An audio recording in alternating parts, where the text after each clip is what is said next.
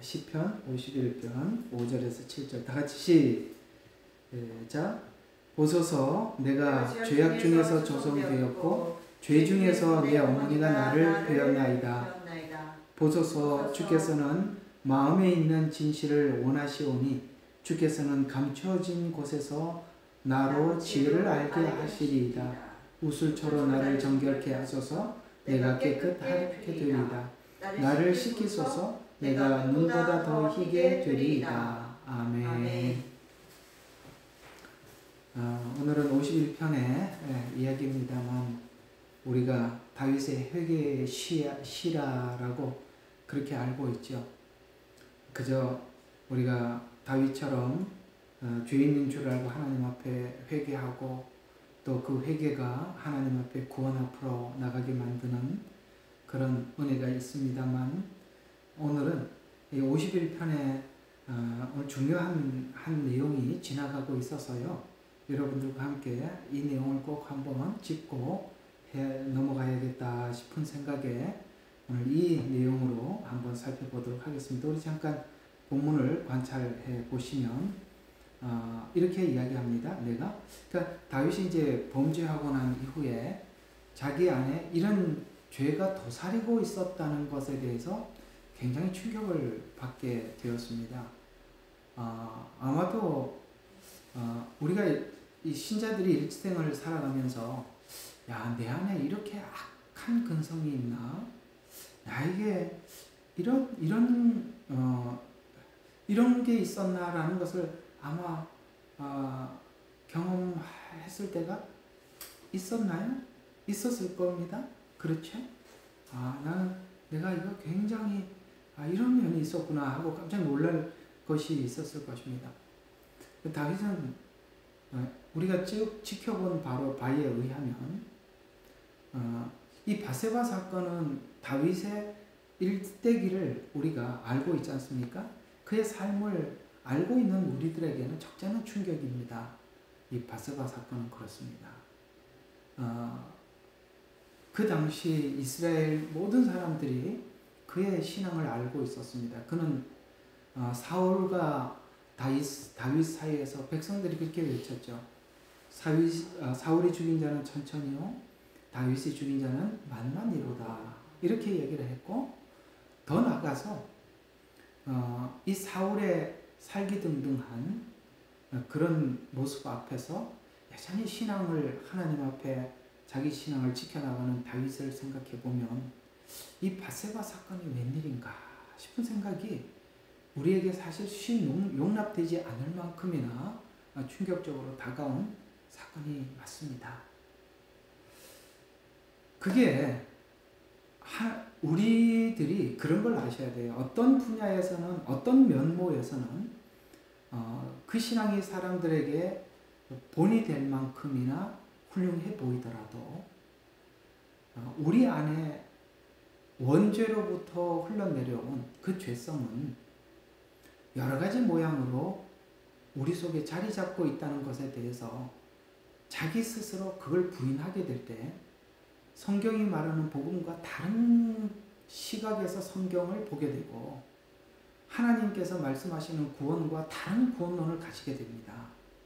이게 아무것도 아닌 것 같아 보이지만 이 이야기가 빗나가는 것이 성경과 전혀 다른 길을 가게 만드는 시작점이, 출발점이 될 수 있다는 것이 오늘 이 51편에서 꼭 바로잡고 넘어가야 될 부분이거든요. 그러니까 다윗의 어떤 면, 그러니까 만군의 여호와, 하나님을 믿는 그 만군의 여호와라는 하나님을 믿는 믿음에서는 누구보다 특출하지만, 그러나 어떤 부분에 이렇게 약하고 비겁하고 그야말로 인간으로서는 가지면 안 될 이런 악한 성품이 그 다윗에게 있었다는 것에 대해서 사실 다윗을 보고 놀라면서 우리 자신도 놀라야 하는 것입니다. 왜? 우리에게도 이런 면모가 있다는 것을 아셔야 합니다. 아시겠죠? 그러니까 그걸 우리가 부인하면, 잘 들어요, 성경이 말하는 다른 방향으로 성경을 보게 된단 말이에요. 율법주의가 들어올든지 아니면은 하여튼 별의별 다른 모든 것들이 여기서 출발하는 겁니다. 그래서 51편은 그런 측면에서 보면 로마서만큼이나 가치 있는 아주 가치를 지니고 있습니다. 그래서 오늘은 이걸 여러분들과 함께 꼭 정리해 보고 싶은 것이, 복음은 복음은 성악설로 시작합니다. 그런데 자유주의 신학은 성선설로 시작한다. 그 둘은 같은 교회이지만 전혀 다른 교회입니다. 이렇게 다른 길을 간다는 것입니다. 오늘 제가 본문을 잠깐 보자 그러다 일로 갔는데 아까 잠깐 보시면 본문에 이런 이야기가 계속 나와요. 오늘 읽었던 본문을 보시면 보소서라고 이야기합니다. 이게 지금 무슨 이야기냐면 자기가 이렇게 죄를 지은 것을 지금 이제 실제 죄는 밧세바와 간음한 사건으로 지었어요. 그러니까 이게 도대체 어디서부터 온 건가 하고 다윗은 역으로 추적을 해본 거예요. 도대체 내 안에 있는 이 죄성이 어디서부터 온 거지? 하고 찾아보니까 보소서 뭐라고 얘기하느냐면 내가 죄악 중에서 조성되었고, 이게 이제 성악설입니다. 죄악 중에서 조성되었고, 그 다음에 죄 중에서 내 어머니가 나를 배었나이다. 그 아담의 후손, 이 로마서에서 말했죠. 아담 한 사람으로 모든 사람에게 사망이 왔고 라는 이 말을 다윗은 자기가 죄를 짓고 난 이후에 오늘 우리가 로마서에서 배우고 있지만 그는 로마서에서 말하는 죄론을 지금 만나고 있는 것입니다. 이게 이제 각자마다 죄의 양상이 사람마다 좀 다르게 나타나거든요. 우리가 본인 집이 뭐 4대, 5대, 6대, 뭐 순교자 집안, 할아버지 집안이 있어도요, 있습니다.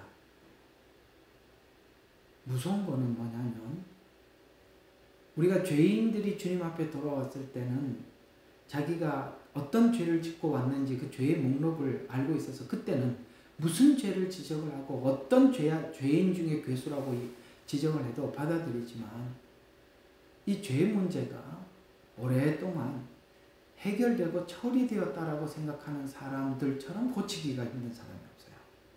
그게 교만이거든요. 그 교만은 죄를 인정하지 못하게 만드는 것입니다.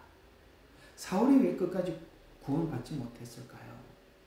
사울과 다윗을 두 사람을 비교를 해보면 그야말로 사울은 교만의 대명사입니다. 그러니 죄를 아무리 지적을 해도 본인이 인정하지 않지 않습니까? 사무엘이 그토록 그렇게 죄라고 이야기를 해도 여전히 계속 둘러대거나 핑계대려고 하지, 그렇습니다 하고 인정하지 않습니다. 그게 영원히 사울을 하나님으로부터 잊혀지게 만드는, 버려지게 만드는 동기가 된 것이죠. 자, 이런 부분에서 우리가 여기 오늘 분명히 죄악 중에 조성되었습니다 라고 이야기를 하면서 굉장히 중요한 것은 이것 때문에 뒤에 고백이 나옵니다. 이게 지금 얼마나 중요한 고백이냐면 5절 때문에, 잘 봐요, 5절 때문에 6절부터 12절에 있는 고백이 쭉 나왔어요. 이게 굉장히 중요한 고백들이거든요. 어떤 고백인지 앞으로 할 겁니다만은 주께서는 마음 있는 진실을 원하시오며, 자, 이게 이제 요 지점이 산상팔복입니다. 이제 좀 더 연결은 시켜드릴게요. 그 다음에 우술처럼 나를 정결케 하소서. 자, 마음이 정결한 자는 복이 있나니 천국이 저희 것이며, 드디어 정결해져야 할 자신을 보게 됩니다. 만약에 옛날에 사울과 다윗 사이에 있었던 과거만 생각했더라면 다윗은 절대 이 자리에 오지 못했을 것입니다. 아시겠습니까? 겸손했기 때문에 자기 죄를 인정한 겁니다. 정결케 하소서. 나를 씻기소서. 9절에 보니까 주의 얼굴을 가리소서. 모든 죄악을 지워버리소서. 그 다음에 10절에 굉장히 중요한 깨끗한 마음을 창조라는 말이 뭐죠? 하나도 없다는 거예요. 내 안에는 선을 만들 것이 아무것도 없다. 창조. 요 말 때문에 성선설이 가짜라는 겁니다. 창조해야 될 만큼 없는데 인간은 선하다니요. 말도 안 되는 얘기죠. 내 안에 바른 영을 새롭게 하소서. 이 창조는 하나님의 영, 드디어 성령의 도움을 알게 됩니다. 이게 전부 다 뭐냐? 굉장히 중요한 신약에 있는 복음이 여기 다 들어와 있거든요. 자원하는 영, 굉장히 중요한 이야기죠. 우리가 죄를 하나님께서 죄를 짓는 우리들에게 죄를 짓지 말라고 뺏는 게 아니라 자원하는 영을 주소서. 이게 이제 복음의 핵심 가치들을 어디서부터 출발했다? 인간은 악하다에서부터 시작해서 그 뒷부분들이 복음의 진수들을 찾아내더라. 이렇게 가는 것입니다. 자, 그래서 오늘 이제 하나하나 좀 보면 죄를 인식하는 과정에는 자범죄의 원인이, 내가 지금 죄를 짓고 살아가는 원인이 원죄를 인식하는 인식에서부터 출발한다는 것입니다. 아시겠죠? 그러니까 우리가 죄인이기 때문에 죄를 짓는 거예요. 그러나 하나님이 죄인이기 때문에 죄를 짓는다라고 우리 죄를 정당화하지 말라고 했습니다. 죄인이기 때문에 죄를 짓지만 오늘 다윗처럼 하나님 앞에 뭘 해라고요? 하나님, 내 안에 깨끗한 마음을 창조해달라는 간절함이 필요하죠. 그 창조는 누가 하더라? 내 안에 있는 바른 영, 성령님이 하시더라. 그래서 이 작업을 위해서 성령을 거두지 마옵시고 이렇게 나가는 겁니다. 이런 하나님 앞에 이 기도가, 이 간절함이 하나님 앞에서, 이 간절함이 우리를 하나님 앞에 새롭게 만들어가는 것입니다. 그러니까 죄를 의식하지 못한 상태에서 구원을 이해하고 있다면 이 뒤에 이 고백을 할 수가 없는 겁니다. 더더욱 오늘 이 성선설은 아무것도 할 수 없습니다. 그래서 오늘은 이 자유주의 신학이 바로 성선설부터 시작하거든요. 인간은 선하다.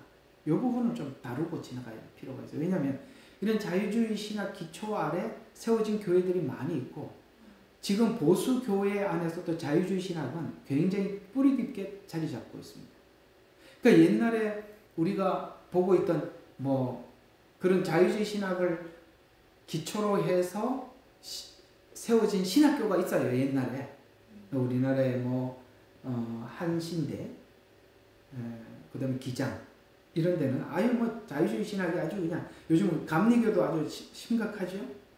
우리는 그냥 통합이나 합동은 좀 보수라서 자유주의 신학이 얼씬도 못한다고 생각하는데, 사실은 지금 현재 통합이나 합동도 이제는 이런 신학이 교수들이 주류가 되어가고 있습니다. 이제 그 보수가 아닙니다. 이제 변질되어가고 있다는 것입니다. 그런 이제 신학의 기초 아래서 지금 현재 교회가 어떤 설교를 하고 있고 어떤 기초를 가지고 있는지, 이제 설교를 들어보면 이런 기초 아래서 서로 전혀 다른 이해를 하고 있다는 것을 좀 몇 가지 말씀을 드려보면, 자유주의 신학의 출발은 인간이 인간은 선하다, 그 다음에 하나님은 사랑이다, 여기서부터 출발합니다. 출발 지점이 여기서부터 출발해요. 그러나 복음적으로는, 그러니까 보수적, 그러니까 복음은 인간은 악하다, 그래서 성악설, 그 다음에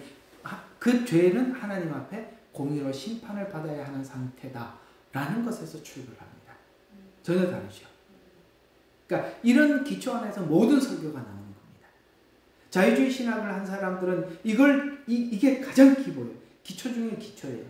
그러니까 이 기초로 모든 설교가 작성이 됩니다.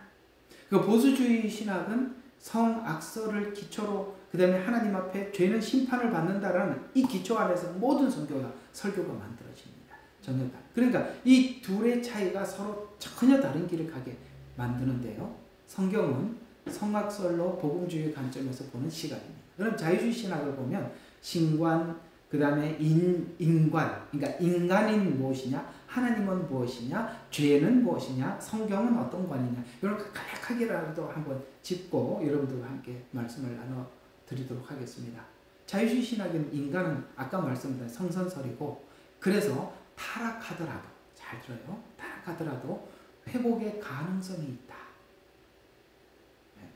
회복이 스스로, 인간 스스로 회복 가능성이 있대요. 그 인간이 완전히 회복을 하려면 그러니까 필연적으로 뭐가 되냐면 인간이 신과 같은 경지에 올라가야 돼요.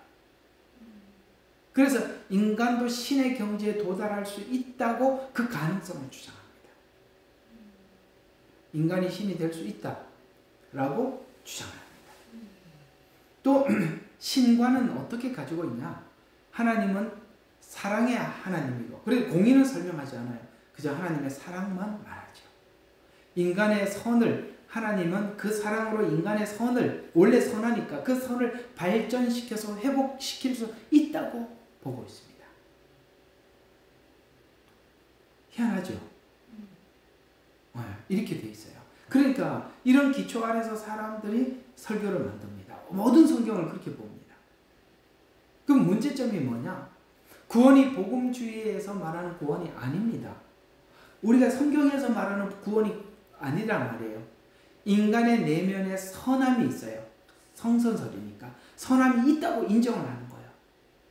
그래서 그걸 개발하고, 그 다음에 도덕적으로 살고, 그리고 인간의 원래 선이 있기 때문에 선을, 이 사회적인 구조만 뜯어고치면 그 선이 나온다는 거예요.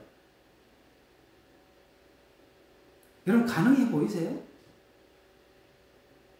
사회 구조가 사람들 다 먹고 살게 해주고, 있는 사람들 거 뺏어가고 없는 사람들 나누어 주면 사람의 마음속에 있는 선이 이제 모든 것이 이게 평온하잖아요. 사는 게 어렵지 않고, 그죠? 모두 다 이렇게 안정이 되면 선이 나온다는 거예요.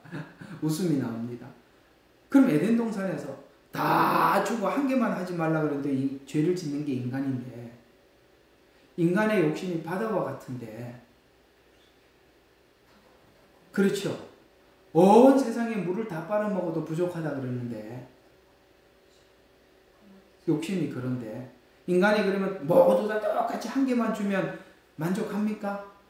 우리가 무슨 개나 닭이나 짐승입니까?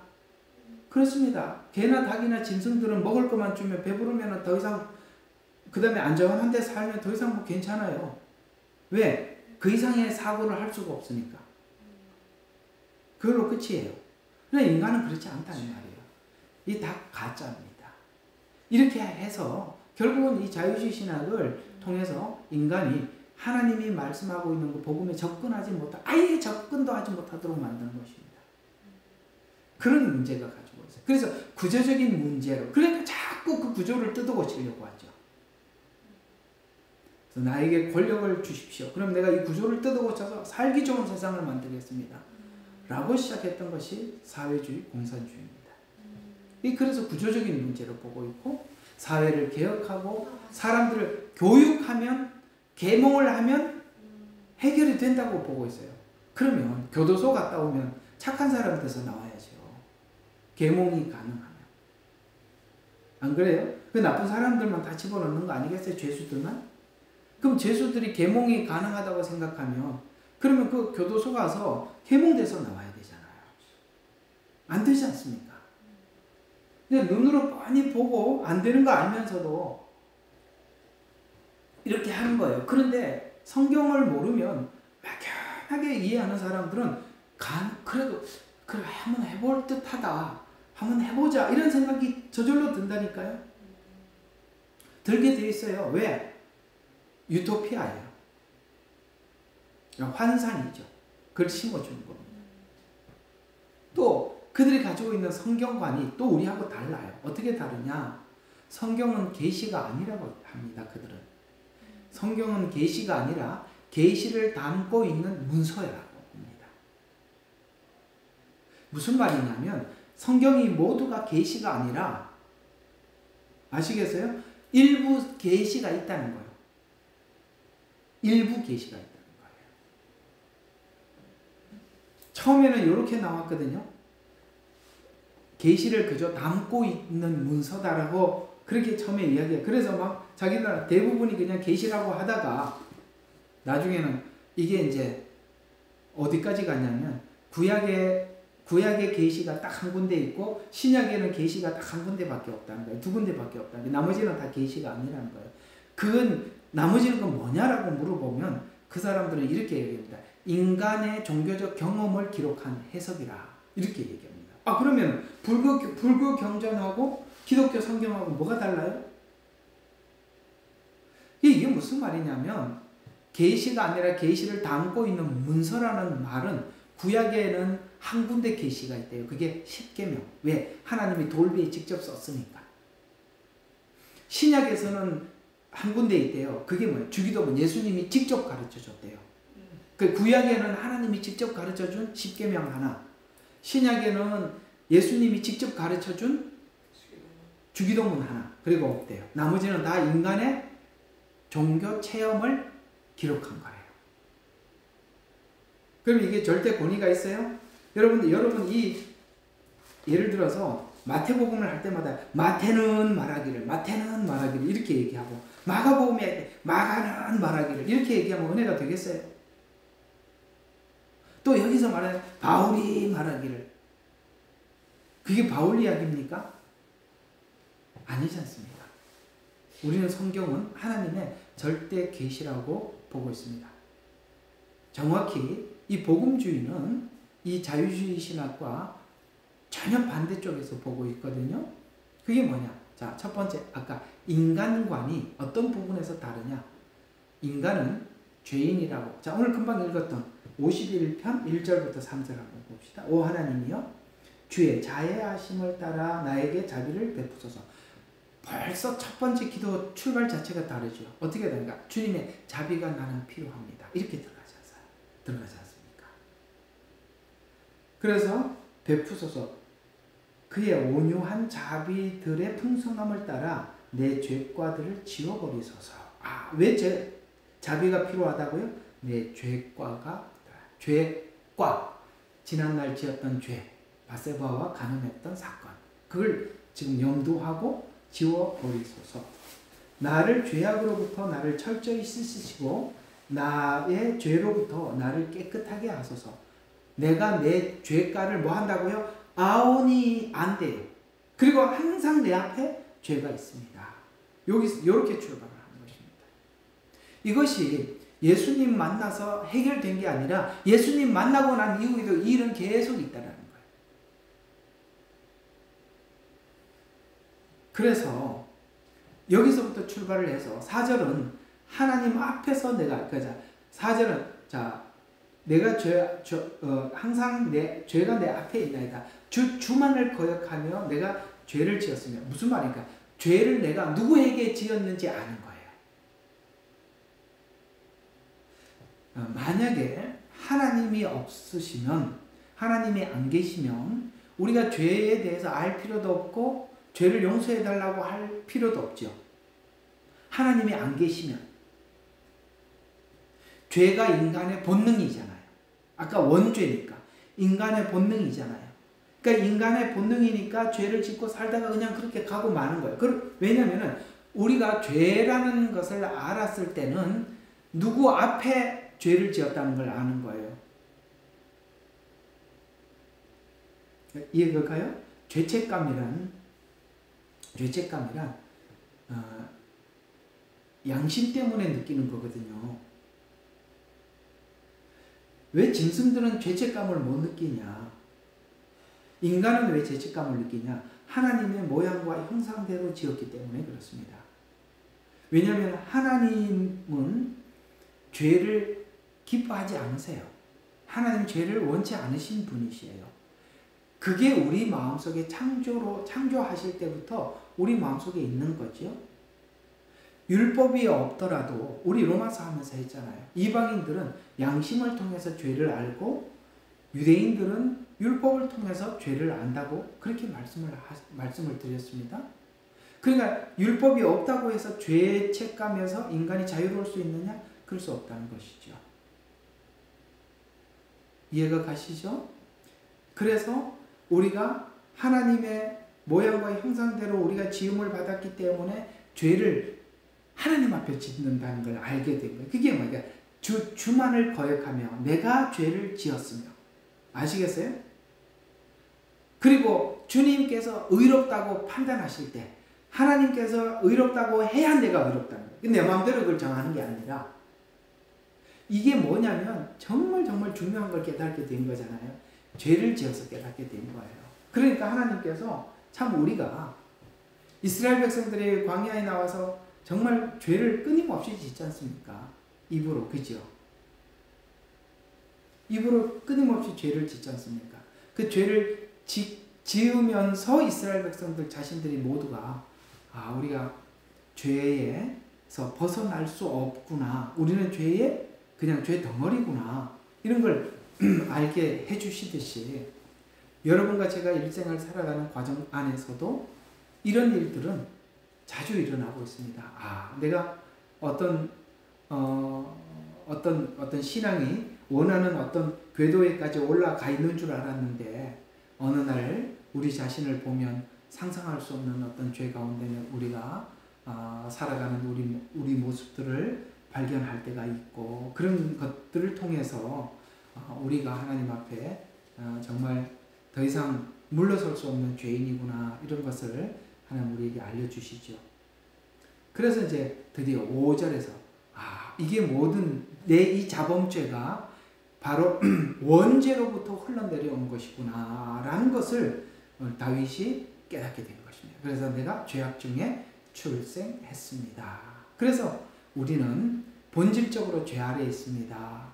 아담의 타락 이후에 모든 인간이 원죄 아래서 태어나고 있습니다. 나 역시 그렇게 출생을 했습니다. 이렇게 얘기를 하죠.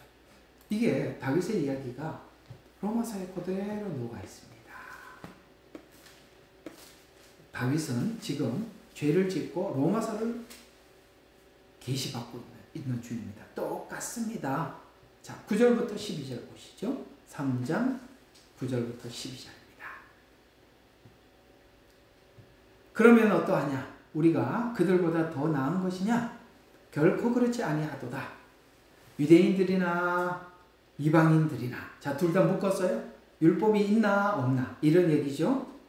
다 죄 아래에 있다고 우리가 이미 증거하여. 이게 지금 무슨 말이냐면 지금 3장 9절부터 12절은 하나님의 마지막 판결이란 말이에요. 인간을 딱 세워놓고 하나님 마지막 판결을 하는 장면이거든요. 왜냐하면 1장 2장이 전부 다 뭐였어요? 하나님 유대인들에게는 율법을 주고 이방인들에게 양심을 줬는데 둘 다 마지막 판결을 하게 다 죄 아래에 있다고 우리가 이미 증거하였느니라. 이렇게 하나님이 우리가 판사로서 하나님의 재판장으로서 판결을 하고 있는 것입니다. 그러면서 이게 이미 구약에 기록된 바와 같으니 자, 의인은 없나니 하나도 없도다. 맞죠? 그렇죠. 아담도 아니고 다윗도 아니고 아브라함도 아니라는 거예요. 아무도 아니에요. 아무도 없도다.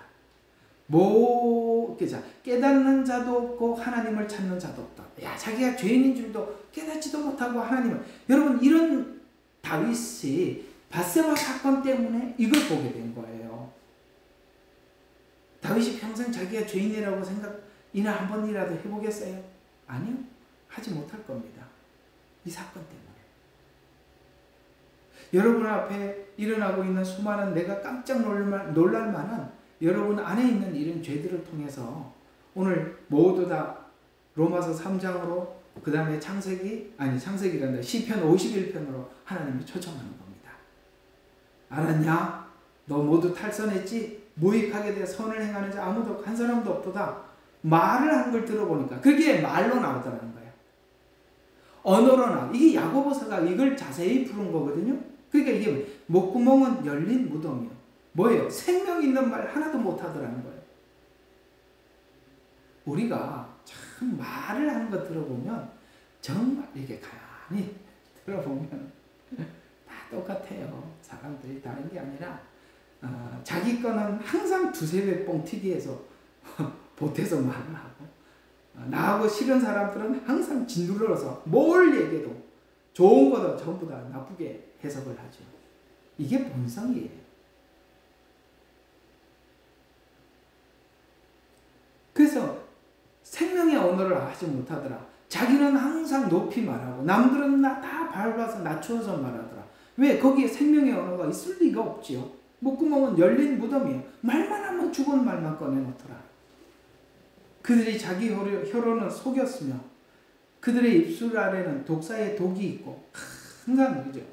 말을 하면은 저주에, 그러니까 독이 있죠. 가득 그 발은 피 흘리는 데 빠르죠. 가는 곳은 뭐 결정해서 가는 거 보면 항상 죄 짓는 데 가더라. 그러니까 파멸과 비참함이 그들이 있고 그들의 평강의 길을 알지 못하고 그들의 눈에는 하나님을 두려워함이 없도다. 그래서 좀 보는 김에 다 봅시다. 이제 율법이 말하는 것이 무엇이냐?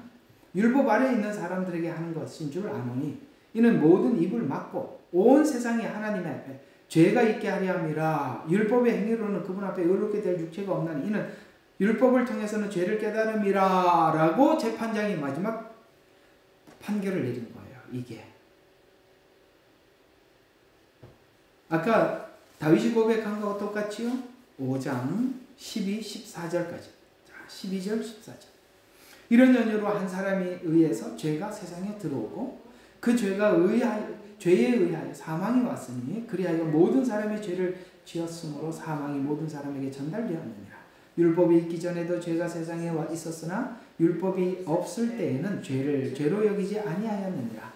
그러나 아담으로부터 모세까지 아담의 범죄와 같은 죄를 짓지 아니한 자들 위에도 사망이 군림하였으니 아담은 오실 분의 모형이다. 똑같은 이야기죠. 그러니까 지금 다윗은 지금 밧세바와 간음을 해서 로마서를 배우고 있죠.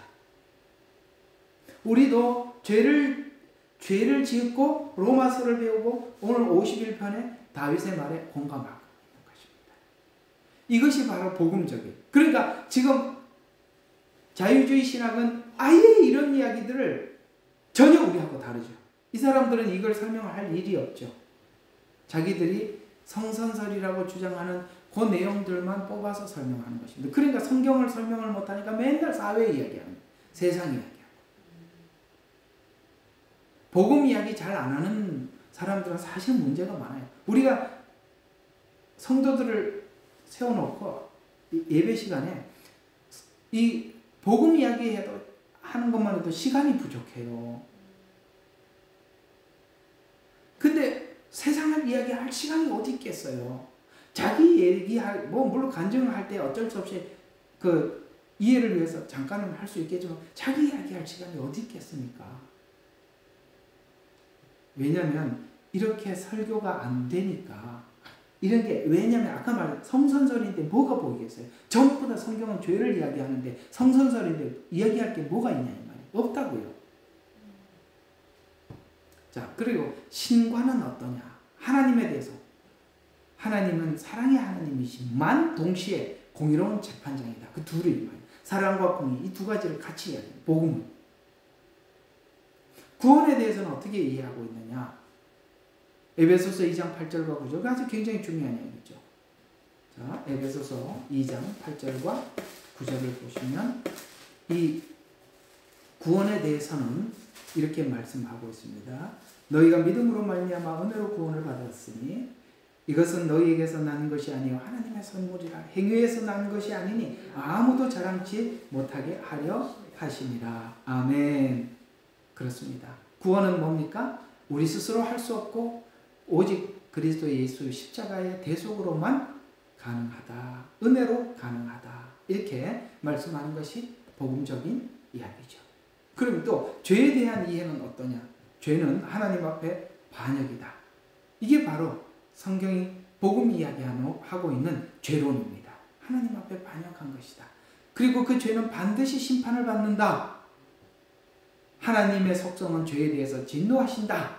이것이 바로 성경이 말하고 있는 바로 죄에 대한 이해입니다. 그러나 저쪽은 그렇게 얘기를 하지 않죠. 인간은 스스로 죄에서 탈출할 수 있다. 전혀 다르지 않습니까? 또 성경과는 어떠냐? 원래 제대로 된 복음은 성경관이 하나님의 무오한 말씀이다. 또 곧 객관적인 진리며 구원과 모든 심판에서 최종 권위를 갖는다. 저쪽은 사람의 경험이니까 뭐 내 경험하고 다르면 버려도 되지만 이 복음은 원래 이 성경은 세상에 가장 뭐라고요? 최종 권위를 갖는다. 최종 권위가 뭐죠? 그 권위 이상 아무것도 없다는 거예요. 올라설 권위가 없다는 것입니다. 하나님이 이렇다 그러면 이런 거고 하나님 저렇다 그러면 저런 거예요. 우리는 그냥 무조건 하나님이 내가 이렇게 잘못 알고 이렇게 설명을 하다가 또 성경이 아니네 그러면 우리 그 자리에서 죄송합니다. 제가 잘못 이해했습니다. 바로 그렇게 얘기한다고요. 왜? 성경이 최종 권위입니다. 자, 그러면 한번 아까 이렇게 쭉 늘여놔서 잘 모를 수 있으니까 한번 이렇게 딱 이렇게 정리를 한번 해볼게요. 자유주의 신학과 복음주의 신학의 차이. 인간의 본성은 자유주의는 뭐라고? 선하다. 그 다음에 복음주의는 악하다. 이렇게 출발해요. 그래서 요 출발해서 완전 다른 겁니다. 요 출발해서 그 다음에 하나님의 성품에 대해서는 자유주의 신학은 사랑만 이야기하지만 복음주의는 뭐라고요? 사랑, 공의. 그 둘의 균형을 설명하고 있다. 구원은 뭐라고요? 자유주의 신학은 인간의 노력과 그 다음에 개선, 계몽 이런 걸로 가능하다. 그러니까 혁명도 해야 돼요. 구원을 위해서. 그 다음에 복음주의는 오직 예수 그리스도의 대속으로만 가능하다. 그 다음에 자유주의 신학은 죄에 대한 태도가 교육 개선이 가능하다. 그 다음에 복음주의는 심판을 받아야 한다. 죄는. 그 자유주의 신학은 성경관이 인간의 경험을 기록한 것이다. 복음주의는 하나님의 무한 계시다. 요게 아무것도 아닌 것 같아도 이 둘은 전혀 다른 길을 가는 것입니다. 근데 제가 오늘 여러분들 이걸 한번 잠깐 정리는 했습니다만 여러분 쭉 설교를 이제 뭐 다른 데서도 들은 경험들이 있으시니까 누군가가 설교 내용 할 때마다 이 자유주의 신학의 토대로 설명한 것 같다라는 분이 혹시 만난 적이 있었는지 한번 여러분 스스로 한번 생각해 보시면 되겠습니다. 앞으로는 이 자유주의 신학 아래서 설교하는 이런 설교들이 많이 나오게 될 것입니다. 자, 그래서 이 차이는 단순한 해석의 차이가 아니라 복음 자체가 다르게 이해하게 되는 심각한 분기점이 되는 것입니다. 이 출발점이 모두 다르면 모두 달라지게 돼요. 모든 것이 달라져요. 그래서 자유주의 신학 아래에 있는 교회가 모든 것이 달라지는데 특별히 이 자유주의 신학 아래에 있는 교회가 어떤 부분이 달라지냐면 복음 내용이 달라져요. 그래서 내용 설교가 전부 다 계몽, 교육, 사회 개혁 그러다 보니까 자꾸 이렇게 정치 이야기를 하게 됩니다. 왜? 개혁을 해야 돼요. 계몽을 해야 됩니다. 교육에 문제가 있는 것하고 교육에 문제가 있는 것을 진짜 제대로 지적이라도 하면 다행이죠. 자, 그 다음에 교회 목적도 달라집니다. 교회가 왜 존재하느냐 여기도 다르단 말이에요. 그래서 교회의 목적이 어때요? 사회개혁과 계몽의 출발점 그걸 하기 위해서 모이는 곳. 그래서 교회는 그렇게 이해를 하게 됩니다. 그러려면 선교지에도 가보면 달라요. 이런 자유주의 신학 아래서 선교 오신 분들은 선교지에서 뭘 하느냐 열심히 구제합니다. 거기는 사람들이 많이 모여있죠. 구제를 해주고 뭔가를 직접 나눠주니까. 이 복음주의 교회는 사람이 많지 않고 복음만 전하니까.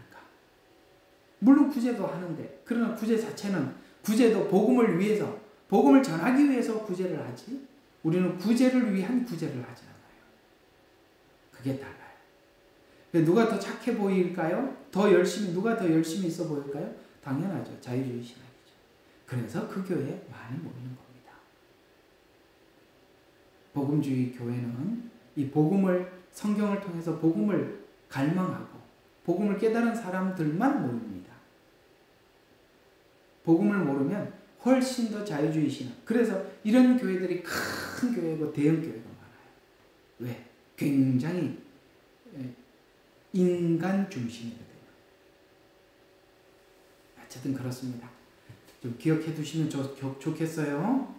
자, 그래서 시편 51편이 전하고자 하는 중요한 복음의 핵심이 인간의 악함과 죄인데, 다윗이 시편 51편에 와서 인간의 악함을 발견하게 되는데, 죄의 근원을 찾아내서 출산 중에, 오늘 여기 아까 51편이 그러죠. 어머니의 모태에서 출산 중에 수반되는 고통과 같은 고통을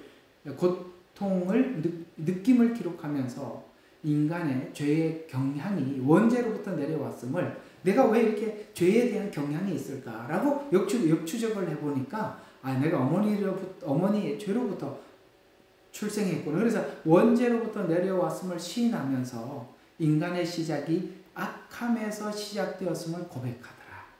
그래서 자범죄를 역으로 추적해서 알아낸 죄의 근원이에요. 오늘 왜냐하면 자기가 밧세바하고 간음하고 사실 자기도 너무 놀랬거든요. 그래서 자범죄를 역으로 추적해서 알아낸 죄의 근원이에요. 그러니까 우리도 가만히 보세요. 주님 앞에 들어와서 구원을 얻을 때 다 이 지점에 와서 주님을 찾았을 겁니다. 야, 내가 보니까 정말 죄인이구나. 내가 내 안에 상상할 수 없는 악함이 있었구나 라는 것을 발견하고 예수님을 만나거든요. 오늘 여기 다윗도 그걸 발견하고 예수님을 만나는 것입니다. 내가 왜 이렇게 악하지? 역으로 추적해 보니까 원죄 때문에 이런 자범죄, 지금 조금 전에 이런 죄를 지었구나 라고 발견하게 됩니다. 그래서 자범죄를 역으로 추적해서 알아낸 죄의 근원이에요. 왜 내가 이렇게 죄를 즐거워할까? 죄가 또 즐겁대. 발은 피 흘리는데 빠르듯이 죄가 즐거워. 그리고 내 안에는 왜 의를 따르려고 하지 않을까? 이런 고민을 통해서 알아낸 죄의 근원입니다.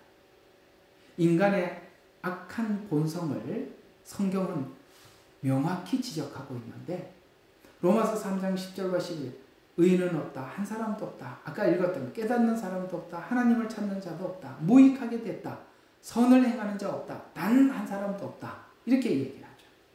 이런 인간의 시작은 다윗도 확인했고 바울도 똑같이, 그러니까 51편은 누구나 지나가야 되는 것이라는 거예요.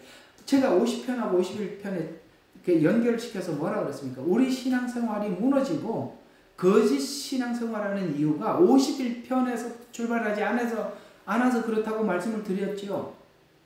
이런 인식 없이 하면 종교인이 되고 마는 거거든요.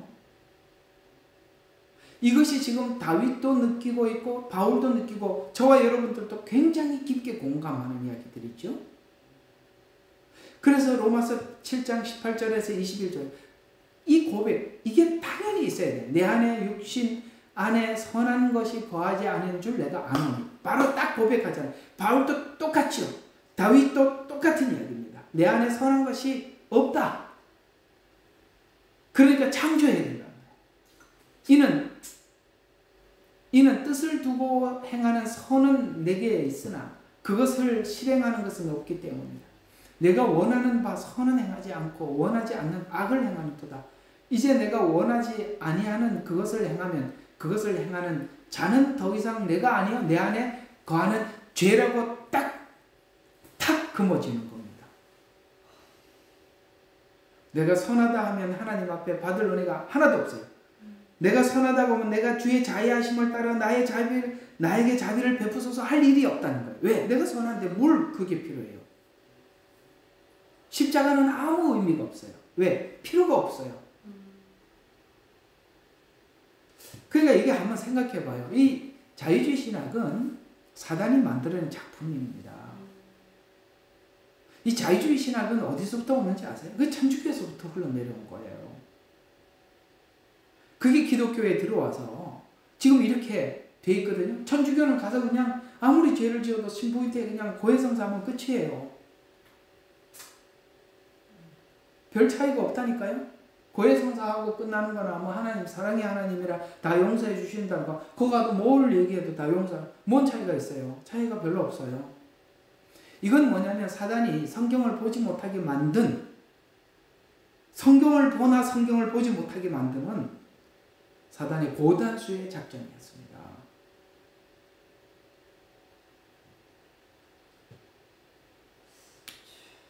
그래서 깜짝 놀란 다윗은 6절과 7절 보니까 5절, 6절은 보소서로 시작하더라고요. 보소서. 보소서. 그러니까 이게 지금 내 안에 뭔가 자꾸 제가 만들어지고 깜짝 놀라서 보소서. 로 시작하는 것은 범죄할 수밖에 없는 비참한 상황에서 출생한 인간의 탄식으로 시작한 자기인식이 자신의 형편을 보게 고백하는 자기인식으로부터 구원이 열리게 되는데, 성경에서 말씀하시는 가장 중요한 것은 자기인식부터 하라는 것입니다. 인간이 자기인식으로부터 하나님을 찾아가기 시작하기 때문이에요. 자기인식, 죄인이라는 것. 그래서 자기인식을 위해서 준 것이 하나님께서 주신 율법인데, 율법을 주신 목적은 바로 이런 상태에 있는 자신을 살피기 위해 주신 것으로, 진실한 마음으로, 오늘 여기 진실한 마음으로 다시 다윗이 자기를 봤기 때문에 이걸 본 거거든요. 진실한 마음으로 말씀 앞에 선 자들이 받은 기도가 오늘 우술초로 자신을 씻어 주십시오라고 하나님 앞에 기도하고 있어요. 이 우술초는 구약에 굉장히 많이 등장하는 것입니다. 이 우술초가 특별히 몇 가지 의미하는 것이 있어요. 여러분, 우술초는 굉장히 중요한 부분에 나오는데요. 출애굽 때 피를 적셔서 문지방과 물설, 이게 뭐 발음이 안 되네. 이러면 안 되는데, 그죠? 발음이 잘 되어야 되는데. 자, 문지방과 문설주에 바르는. 그걸 이제 그때 짐승을 잡아갖고 그 피를 이렇게 우술초에다 찍어서 발랐어요. 또 이게 여러 군데 쓰이거든요. 나병 환자가 정결하게 되었을 때, 정결식 때 쓰였습니다. 또 하나, 소를 잡아 드릴 때 우술초도 함께 태웠어요. 이건 어떤 의미를 가지고 있냐면 정결하게 하는 능력을 상징하는 겁니다. 이 우술초는 뭐라고요? 정결하게 하는 능력을 상징하는 겁니다. 그래서 우술초로 나를 씻기소서라고 했는데, 우술초가 누구였습니까?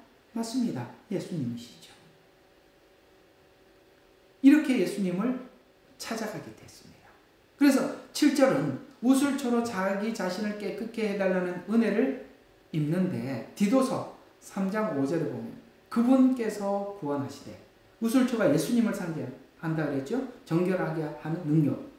그래서 그분께서 우리를 구원하시되 우리가 행한 의로운 행위로 하지 아니하시고 오직 자신의 긍휼을 따라 다시 태어남과 씻음과 성령의 새롭게 하심으로 하셨나니.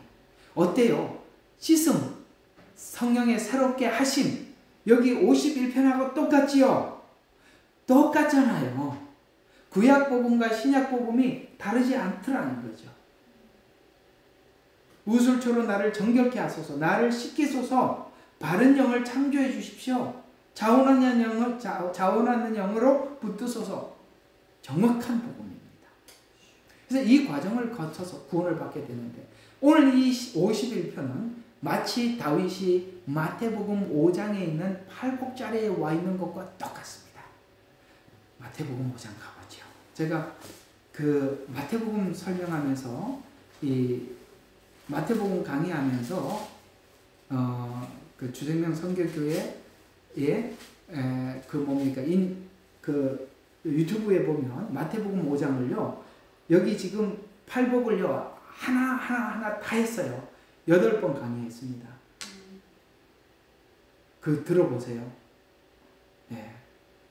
또 할 수는 없고 올라가 있으니까 들어보면 돼요.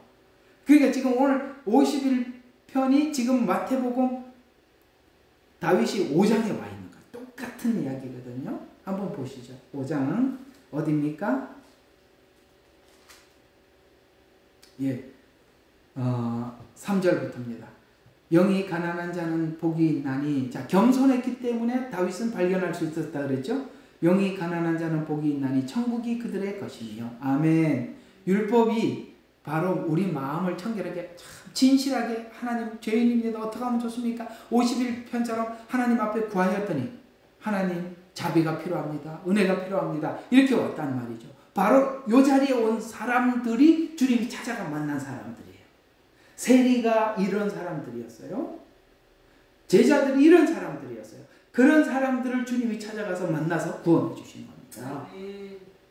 그래서 영이 가난한 사람들은 복이 있나니 천국이 저희 것이며 애통하는 자는 복이 있나니 지금 여기 51편 보세요. 애통하고 있죠? 복이 있나니 그래 위로를 받을 것이며 그 위로가 뭡니까? 예수 그리스도를 만나는 게 위로입니다. 죄인이 예수 만나서 죄 해결된 게 그거보다 더 큰 위로가 어디 있겠어요? 온유한 자들은 복이 있나니 그들은 땅을 유업으로 받을 것이며 의에 굶주리고 목마른 자들은 복이 있나니 배부를 것이며 예수님 때문에 의가 충만해질 것이라. 자비로운 자들은 복이 있나니 자비를 얻을 것이요 마음이 순결한 자는 복이 있나니 그들이 하나님을 볼 것이요 화평케 하는 자는 복이 있나니 하나님의 자녀라고 불릴 것이니라. 박해를 받는 사람 복이 있나니 천국이 그들의 것임이라. 이게 이렇게 설명하면 이 팔복을 잘못해요. 이렇게 하면 이걸 주니까 여러분 애통하세요 그러면은 복. 이거는 조건절이 아니라 죄인이 하나님 앞에 애타는 마음을 가졌을 때 나타나는 증상들 여기다 다 기록한 거란 말이에요. 근데 이걸 죄인이라고 인식하고 하나님 앞에 구하면 이렇게 하나님 앞에 복을 받습니다라고 설명하는 게 복음인데 여러분 땅을 온유해 보세요. 하나님이 땅을 주신다고 하는데 완전히 아니다 이 말이에요. 아시겠어요? 이건 조건절이 아니라 율법이 사람을 여기다가 데려다 놓은 겁니다. 몽학 선생이 여기까지. 그래야 복음이 시작되죠. 그래서 예수님이 와서 입을 열어 가라사대 처음으로 뱉은 말이 팔복이라고요. 그러면 팔복을 누가 듣고 있어요? 율법으로 지금 애통하는 사람들이 듣고 있다고요. 율법 때문에 여기 온 거라. 율법 없이 여기 올 수가 없단 말이에요. 됐죠? 네. 아직도 이 마태복음 5장에 있는 팔복을 조건절로 이해하고 있다면 이 복음이 이해하는 것과 다른 이해를 하고 있는 것이라는 거 기억해 두시면 되겠습니다. 그래서 팔복의 자리로 율법이 이끈 몽학 선생이 되어 그리스도 앞으로 인도했다. 우리 여기까지 하나 더 봐요. 갈라디아서 3장 10절에서 14절. 갈라디아서로 갑니다. 3장입니다.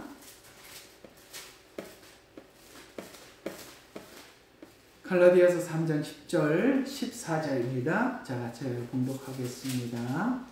3장. 자, 율법의 행위로 난 자들을 누구든지 저주 아래 있느니라. 기록되기를 행하도록 율법책에 기록된 모든 것을 계속해서 행하는 자는 누구나 저주를 받느니라고 하였습니다. 따라서 하나님 앞에 율법으로 의롭게 되는 사람이 그렇죠. 우리가 율법으로는 계속해서 행하지 자 율법책에 기록된 모든 것을 계속해서 행하지 않는 자는 요 계속해서 행하지 않는다라는 말의 뜻은 무슨 말이냐면 율법은 제가 말씀드렸잖아요. 십계명은 서로 연결이 되어 있다고. 하나님을 섬기지 않기 때문에 그 뒤에 거 나오는 거예요. 연결이 되어 있다. 그러니까 우리가 율법에 기록된 것을 예를 들어서 예수님도 그렇게 말씀해요. 율법에 있는 계명 중 한 가지라도 범하면 뭐라고요? 율법 전체를 범한 것이라 이렇게 말씀하셨죠. 연결이 되어 있다. 이 뜻이거든요. 그러니까 우리가 율법을 하면은 율법을 지키지 못하면 누구나 저주를 받느냐. 계속 행하자. 그러면 여기 계속 행할 사람이 있다 없다? 아무도 없었다는 거예요. 성경은 아무도 없다고 분명히 말을 했으니까요. 그냥 누가 있었다고 다윗은 있었다고 아무리 요셉은 있었다고 그러지 말라고. 사람들이 요셉은 완전하대. 예수님을 가장 완전하게 닮아서 요셉은요.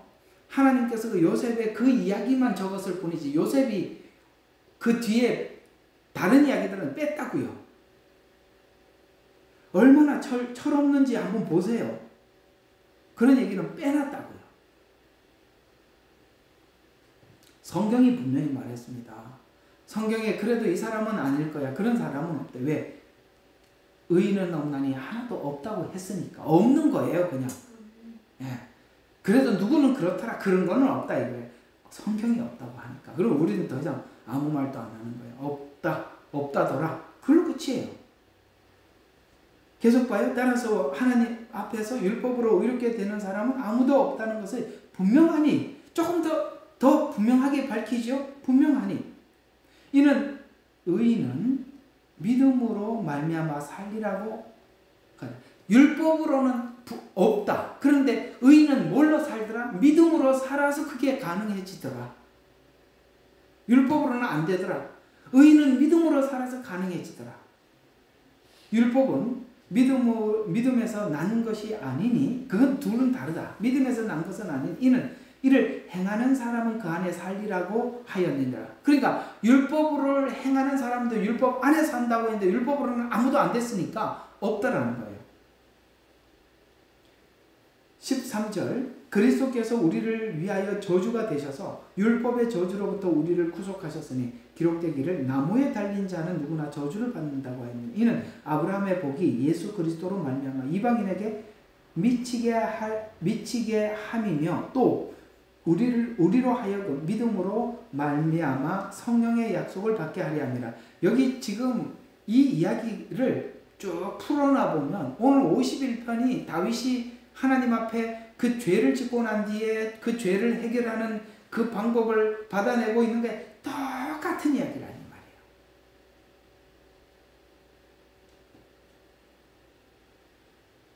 3장 22절, 24절까지 그러나 성경은 모든 것이 죄 아래 있다고 단정하였으니 이는 예수 그리스도를 믿음으로 말미암아 약속을 믿는 사람들에게 주려는 것이라. 그러나 믿음이 오기 전에는 우리는 율법 아래서 감시를 받았으며 나중에 믿음이 계시될 때까지 갇혀 있었느니라. 갇혀 있다는 걸 알아야 자유를 알지요. 그리하여 율법이 우리를 그리스도께로 인도하는 우리의 지도교사가 되었으니 목막선생 이는 우리를 율법으로 의롭게 하려 함이라. 하려고 율법으로 의롭게 되지 못하도록 다 가둬놨다는 거예요.